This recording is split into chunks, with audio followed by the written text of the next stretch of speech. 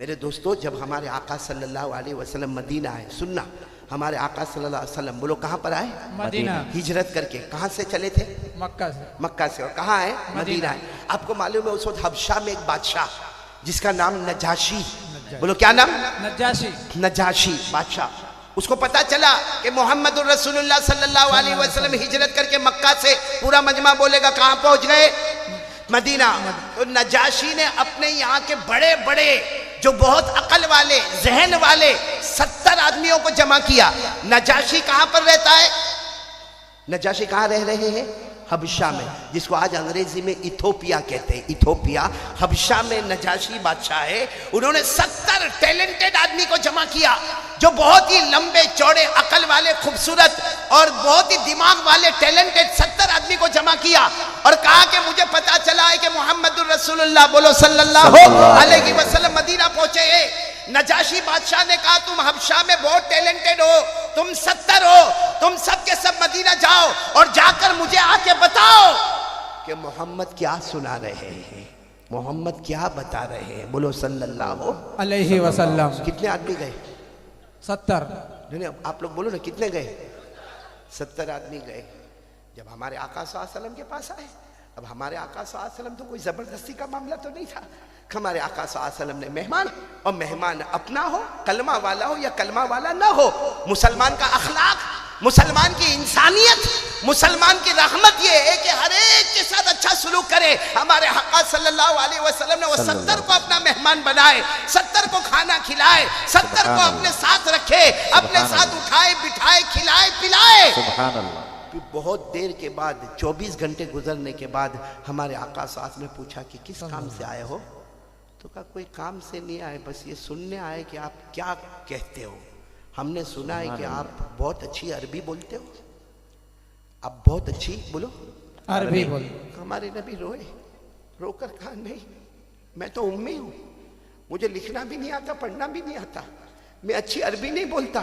हाँ इतना है कि अल्लाह ने मुझे कुरान दिया है, जबान मेरी होती है, कलाम उसका होता है। सुभान अल्लाह। बोलो बोलो सुभान अल्लाह। बोलो अरे एक बार बोल दो ना, नारे तकबीर। क्या फरमाया, क्या फरमाया हमारे आका सल्लल्लाहु अलैहि वसल्लम के आंखों में आंसू आ गए। फरमाया मुझे लिखना भी ना आता, मुझे लिखना भी नहीं आता, मुझे पढ़ना भी नहीं आता। खुद कुरान में लिखा है कि हमारे नबी को लिखना नहीं आता, पढ़ना नहीं आता। अल्लाह ने फरमाया वमा कुन्त ततलू मिन क़ब्लिही मिन किताब वला तख़ुत्तुहु बियमीनिक इज़न लर्ताबल मुब्तिलून।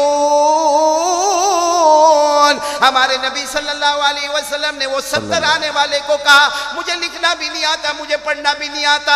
आप कहते हो मैं अच्छी अरबी बोलूंगा, मैं कैसे अरबी बोलूंगा? हाँ इतना जरूर है कि मेरा अल्लाह कुरान देता है, जबान मेरी होती है, कलाम उसका होता है। नारे तकबीर। सच बताओ, कुरान हमारे नबी की जबान होती थी, कलाम किसका होता था? अल्लाह। और ये भी अल्लाह ने फरमाया, मैं नहीं कहता, ये भी अल्लाह ने फरमाया। पढ़ो मेरे साथ में, वन नजमी इज़ा हवा, पढ़ो ना जिनको याद हो। मा ज़ल्ला साहिबुकुम व मा गवा व मा यंतिक़ु अनिल हवा इन हुवा इल्ला वह्युन यूहा। अल्लाह फरमाते मेरा महबूब ये कुरान उठा ले, पढ़ता जा, बोलता जा, फरमाता जा, जबान तेरी होगी, कलाम अल्लाह का होगा। सुभान अल्लाह, सुभान अल्लाह। कितने लोग आए? सब मेरे साथ में फिर बोलेंगे, कितने लोग आए? 70। कहा हमारे नबी को ठीक है आप अल्लाह का कलाम सुनाए, आपको अरबी नहीं आती कोई बात नहीं, आप अल्लाह का कलाम सुनाए। ये मेरे दोस्तों आप भी मेरे साथ में पढ़ोगे ना, क्योंकि आपको भी याद होगा। बोलो पढ़ोगे ना इंशाअल्लाह। हमारे नबी ने पढ़ना शुरू किया, बोलो आऊज़ु बिल्लाहि मिनश शैतानिर रजीम बिस्मिल्लाहिर रहमानिर रहीम। क्या पढ़ा हमारे नबी ने? यासीन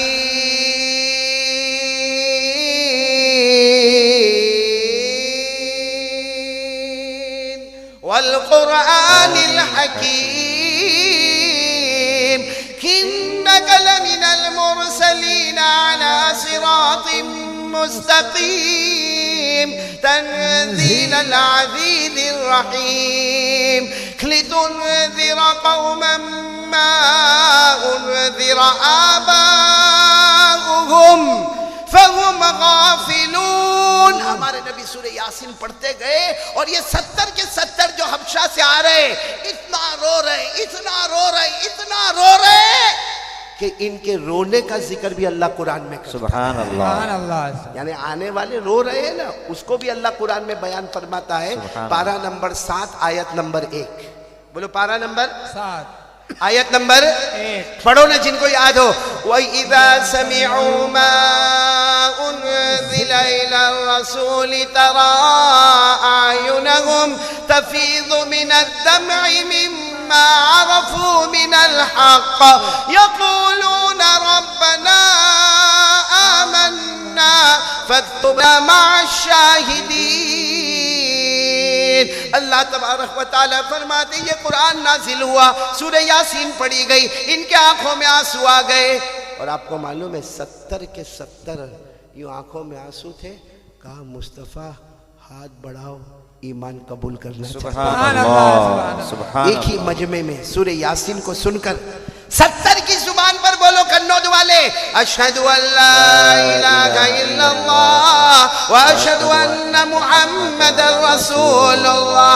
अरे मेरे कन्नौज वालों, वो 70 आए थे, उन्होंने सूरह यासीन को सुना, पूरी सूरह यासीन नहीं सुनी। बोलो पूरी सूरह यासीन नहीं सुन। यासीन की चंद आयतें सुनी, उनके दिल पर असर कर गया, ईमान कबूल कर गए। हमारे घर में कितने कुरान हैं?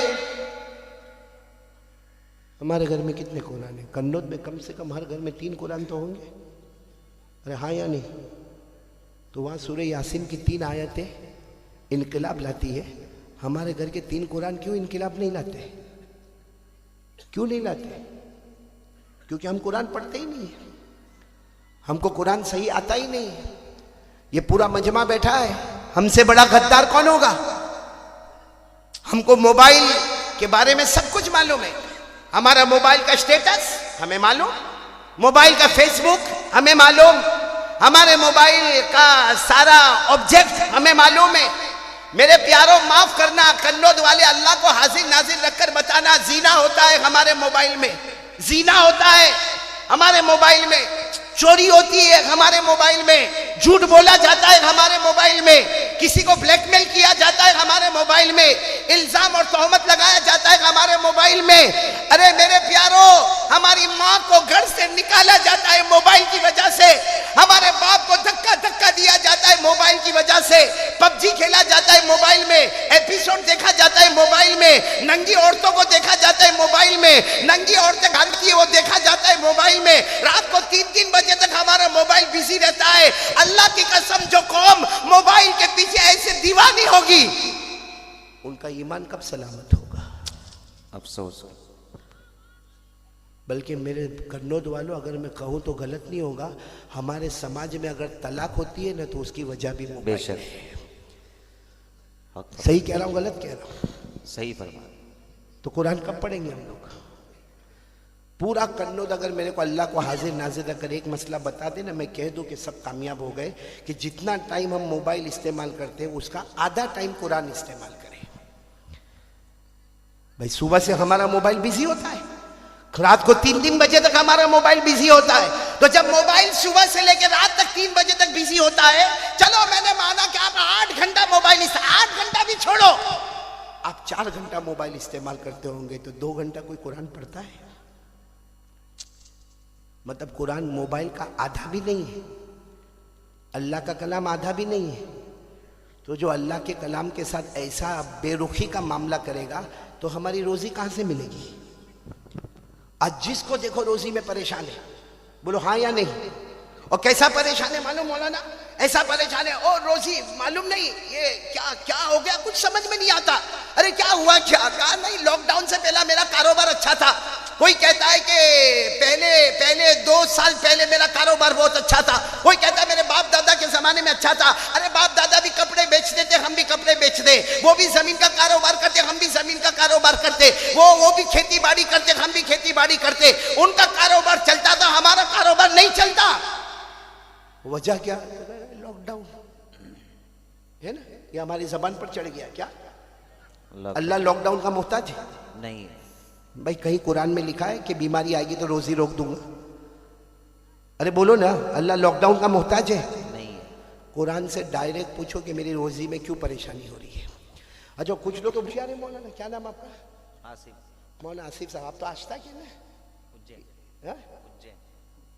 कोई और जगह है आस्था में नहीं? उज्जैन, माशाल्लाह बहुत अच्छा भाई। उज्जैन के मौलाना क्या नाम बताया? आसिम। आसिम। आज मैं ये पूरे मजमे को कह रहा हूँ, रोजी में एकदम तंगी, हाथ बिल्कुल रुक गए। पहले हाथ खुले थे, अब हाथ रुक गए। इतने हाथ रुक गए कि जितना प्रॉफिट था खत्म हो गया।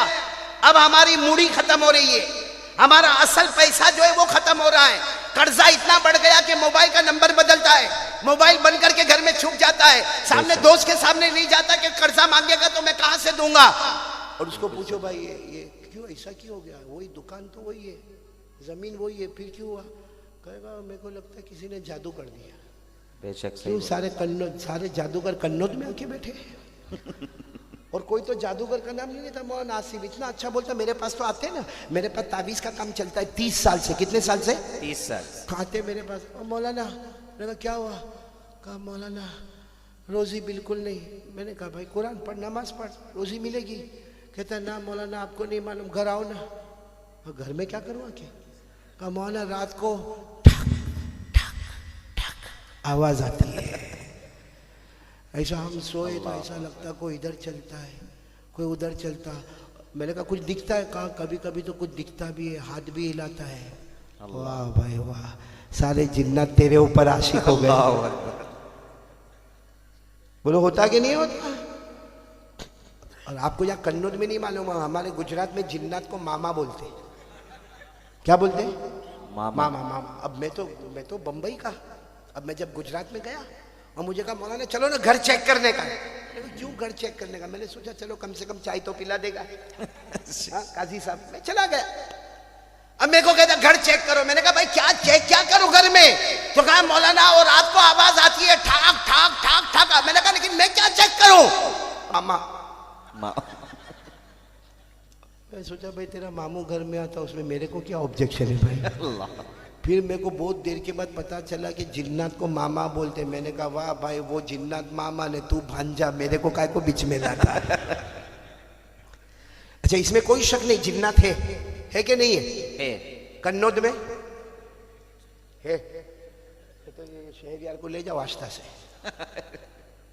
आज मेरा हाल तूने जिन्नात की तरह ही कर दिया।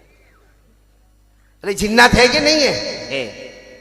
एक बात बताओ, आपका दिल भी खुश हो जाए। जिन्नात से हम लोग को भी बहुत डर लगता है, यहाँ भी बैठे होंगे। इतनी होशियारी मारेगा कन्नौज के अंदर, यूं हाथ वाथ चढ़ाएगा। और कभी कभी तो उसका जबान, एक आदमी को मैंने देखा जबान इस्तेमाल करता, अरे मौलाना मेरे को गुस्सा आए ना तो किसी को भी टपका डालो। हाँ टपका डालू, क्या जबान है देखो भाई, यानी किसी को भी मार डालो। तो मैंने उसको जानबूझकर कहा, उस वक्त कुछ नहीं बोला। थोड़ी देर के बाद मैंने कहा इधर भाई तेरा गुस्सा तो बहुत। कहा मौलाना अपना गुस्सा तो बहुत है। मैंने कहा रात को 2 बजे एक ताबीज लेके कब्रिस्तान जाने का है और आज मेरी तबीयत ठीक नहीं है, तू जाएगा? तो पहले तो मेरे को क्या बोला, हाँ दे देगा ना। मैंने फौरन, अरे भाई हम तो बहुत एक्सपर्ट, यूं फट करके ताबीज निकाला, जा ये 2 कब्र के बीच में जाके दफन कर देना। नहीं मैं नहीं। मैंने कहा क्या? नहीं वहाँ प्रॉब्लम है। वो मालूम है ना, एक आदमी ऐसा कन्नौज का होएगा, कोई आया ऐसा, हाँ अब उसको सिगरेट पीने का है। क्या पीने का? सिगरेट। अब इधर देखा तो कारी अहमद अली बयान कर रहे हैं। अब सोचा भाई इनके सामने तो सिगरेट पीना अच्छी बात नहीं है। कन्नौज दूसरी मर्तबा आए तो थोड़ा उधर गया, उधर देखा तो कादी रमजान बैठे, वहाँ भी नहीं पीना चाहिए। वहाँ गया तो मौलाना आसिम बैठे, वहाँ भी नहीं पीना चाहिए। अब वो घबराया कि यहाँ तो पूरा कन्नौज में मजमा जमाए सिगरेट पीना, तो कहाँ पीना? उसी के दिमाग ने कहा सबसे अच्छा अभी कब्रिस्तान जा, रात के 1:45 बजे कब्रिस्तान जा, कोई भी नहीं होगा, आराम से जाके सिगरेट पी ले। बोला ये आइडिया बहुत अच्छी। गया, कन्नौज का था, जवान था माशाल्लाह, गया कब्रिस्तान में गया और बोलो सिगरेट, लाइटर जलाया, सिगरेट लिया और दम, एक दम 2 दम। पीछे खड़ा था वो कौन? मामा। हाँ आप लोगों का भी मामा बन गया। पीछे वो जिन्नात खड़ा था। अब जिन्नात की शक्ल सूरत, भाई जिन्नात लंबा होता है, उसके हाथ लंबे होते हैं, उसका पाँव लंबा होता है, उसका पेट और सीना कितना ऊंचा होता है। अब उसने पीछे से जिन्नात ने आवाज दी, कब्रिस्तान में क्या कर रहा है? ये समझ गया कौन है, जिन्ना थे। तो इसने क्या किया मालूम, और सिगरेट यूं यूं करके यूं देखा, देखा तो ये लंबा लंबा हाथ, लंबा पाँव, यूं सिगरेट लेके फेंका और अपने पाँव के नीचे कुचल दिया और एक छोटी सी कबर्ड की वहाँ खड़ा हो गया। अल्हम्दुलिल्लाह रब्बिल आलमीन अर्रहमानिर रहीम मालिक यौमिद्दीन। वो जिन्नात पूछने से पीछे से पूछता है क्या कर रहा, कर क्या रहा है? डर तो लगती नहीं देखने की, फातिहा पढ़, फातिहा फातिहा फातिहा पढ़ रहा। तो जिन्नात पूछता किस पे फातिहा पढ़ रहा है? मेरा अब्बा मर गए ना, उनकी कब्र पे फातिहा पढ़ा। वो जिन्नात ने पीछे से जोर से एक हाथ मारा, कहा नालायक, ये तेरे अब्बा की कब्र नहीं है, ये तो छोटे बच्चे की कब्र है। तो गिरते गिरते कहता तेरे को नहीं मालूम है, मेरा बाप बचपन में ही मर गया था।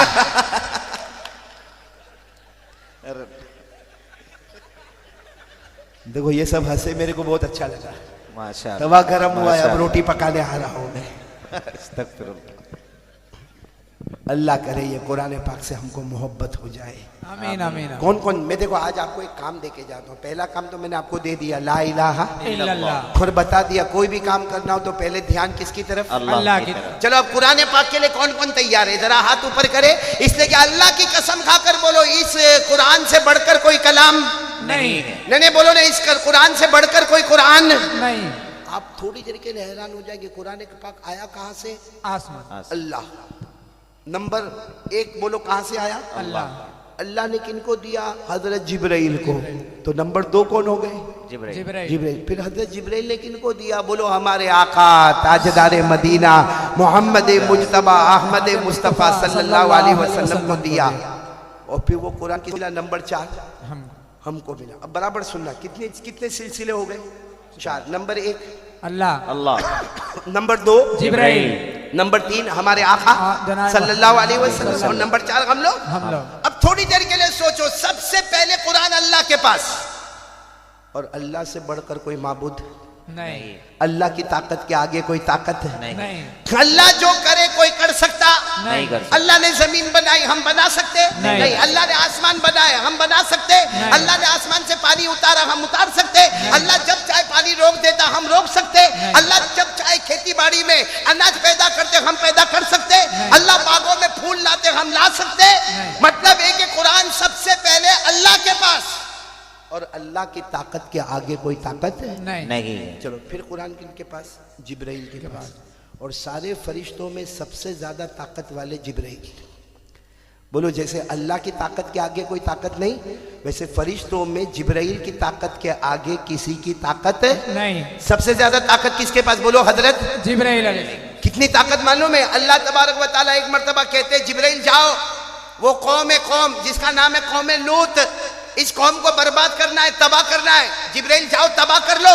हजरत जिब्राइल अलैहिस्सलातु वस्सलाम आए। हजरत जिब्राइल ने सिर्फ अपना एक पर खोला। कितना पर खोला? एक। हजरत जिब्राइल के मालूम ने कितने पर होंगे? एक पर खोला, पूरे पर पे, कन्नौज तो बहुत छोटी बस्ती है, कौम लूत तो कन्नौज समझो कि 500 जमा हुए तो कौम लूत तैयार हुए। हजरत जिब्राइल अलैहिस्सलातु वस्सलाम ने अपना एक पर खोला, पूरी बस्ती को पर पे उठाया, पहले आसमान पर ले गए और जाकर उठाकर उल्टा पटक दिया। तो सोचो जिनके एक पर में ताकत होगी, वो जिब्राइल में कितनी ताकत होगी? सुभान अल्लाह। तो कुरान पाक पहले किसके पास? अल्लाह। फिर किसके पास? जिब्राइल। अब अल्लाह से बढ़ के कोई माबूद नहीं, नहीं। जिब्राइल से बढ़कर कोई फरिश्ता नहीं। फिर ये कुरान किसके पास? मोहम्मद हमारे आका बोलो मोहम्मदुर रसूलुल्लाह। सल्लल्लाहु। और कसम खाकर बोलो हमारे नबी से बढ़कर कोई नहीं। अभी हम आ रहे उस बात पर, बोलो हमारे नबी से बढ़कर कोई नबी नहीं।